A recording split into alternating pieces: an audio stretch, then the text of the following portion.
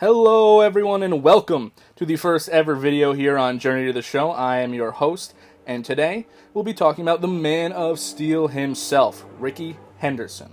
Rickey, widely thought of as the greatest leadoff hitter of all time and the greatest base stealer of all time, was born back on Christmas Day in 1958 in the Windy City. Rickey found himself in the city of Oakland and went to Oakland Technical High School, joining the ranks of notable alumni such as Clint Eastwood and Marshawn Lynch.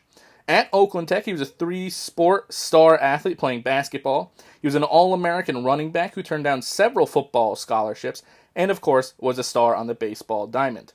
The Oakland Athletics noticed this talent and proceeded to draft Rickey in the fourth round of the 1976 amateur draft. A fun story about Rickey down in the minor leagues. Kevin T. Chawinski wrote for MLB.com that back on a random day in June of 1977, Rickey was playing for the A's minor league team down in Modesto, California. In a game against Fresno, Rickey went on to steal a then California League record-tying 7 stolen bases of the team's 15 total. John Cato, the catcher for that Modesto team, said, and I quote, "It was like a nightmare. It's kind of like a pitcher giving up 4 homers to one guy. You try to figure it out, and nothing works." After a successful minor league career, Rickey would make his major league debut on June 24th, 1979, against the Texas Rangers. He would go 2 for 4 and, of course, had his first of what would become 1,406 career stolen bases. That career would lead all the way to 2 World Series rings, entrance into the Hall of Fame, and ownership over several records.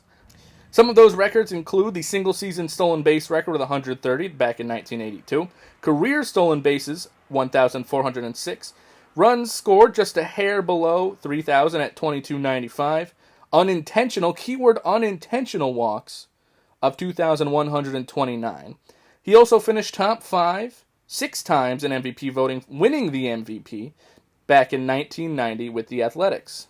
He won a World Series with the A's and then again with the Blue Jays in 1993. He also owns the record for the most home runs as a leadoff hitter. One of the fun stories about Rickey is how he celebrated Ty Cobb's runs scored record. It was back in 2001 when Rickey was playing for the Padres. To break the record, he hit a home run, which of course counts as a run scored, and he proceeded to take his lengthy trot around the bases. Now, instead of stepping on home plate like 99.99999% of players do, he slid into home plate.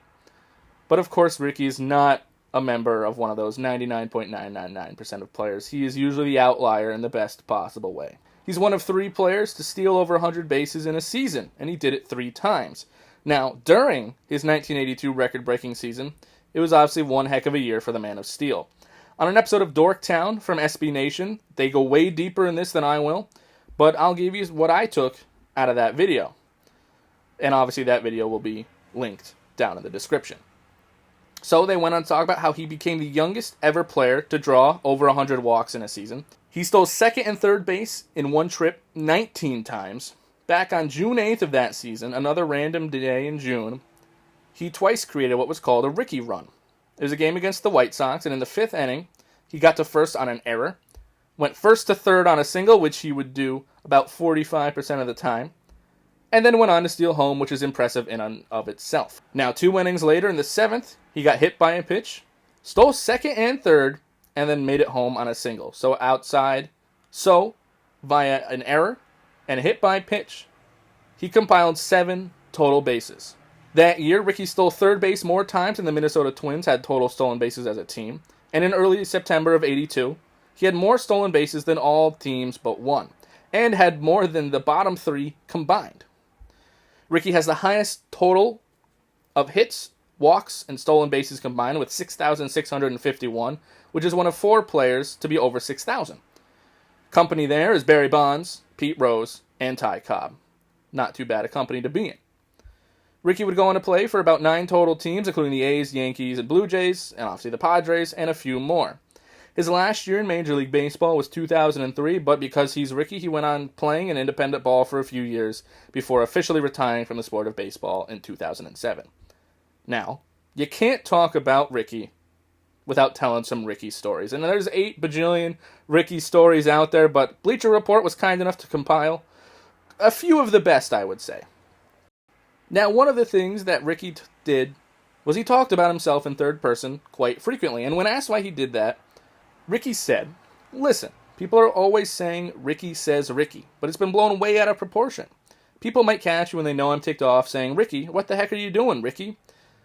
They said, 'Darn, Rickey, what are you saying Rickey for? Why don't you just say I?' But I never did. I always said Rickey, and it became something for people to joke about."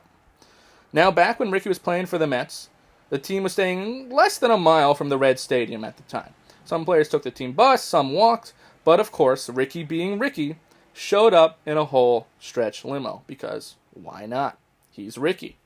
Also with the Mets, back in 1999, he noticed reporters running around the clubhouse before a game. So, as anyone would do, he asked his teammate what was going on and was told that Tom Robson was fired. Rickey replies, "Who's he?"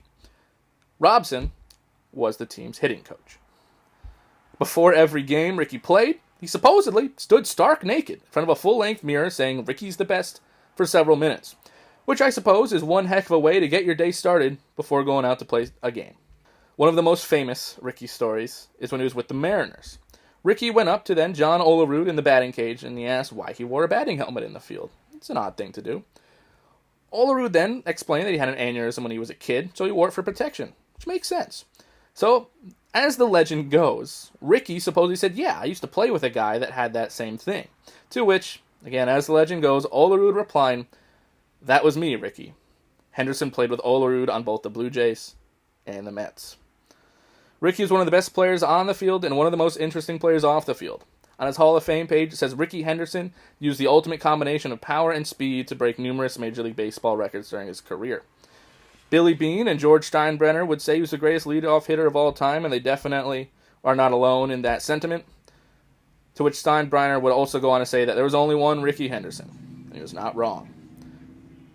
Thank you all for watching the first episode of Journey to the Show. Check us out on social media to stay up to date, which will be linked down in the description, and you can have some input on who we cover in our next video.